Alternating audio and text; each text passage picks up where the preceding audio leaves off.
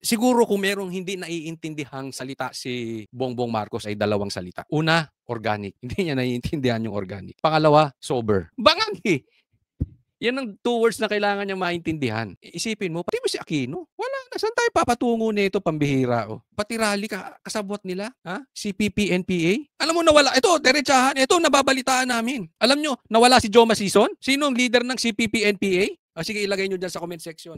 Sino may hawak ng komunista ngayon? Gusto nyo malaman? Hindi nila binabakbakan si Tambaluslos. Ang leader ng CPP, NPA ngayon, kaya galit na galit kay Pastor, galit na galit kay PRRD, galit na galit kay BP Sara, kasi yung mga NPA na yung mga komunista, galit yan dyan. Dahil talaga pagdating sa mga komunista, yung mga rebelde na yung mga CPP, ang kumakalaban talaga dyan si Pastor, si BP Sara at si PRRD. Eh sinong kalaban nila ngayon? Si Tambi. Nagigets nyo? Yan ang leader niyan. Kaya wag tayong papauto niyan. Anong klaseng rally yun? Accountability pero hindi nyo babanatan si Tambi, tapos hindi nyo pabababain si Bongbong. Tapos kasalanan ni Duterte, pambihira. Ano yan, lokohan? Doon tayo sa liwasan. Doon tayo sa krami.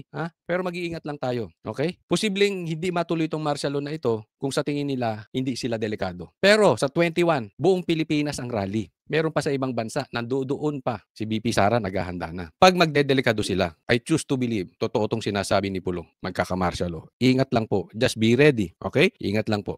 Ingat.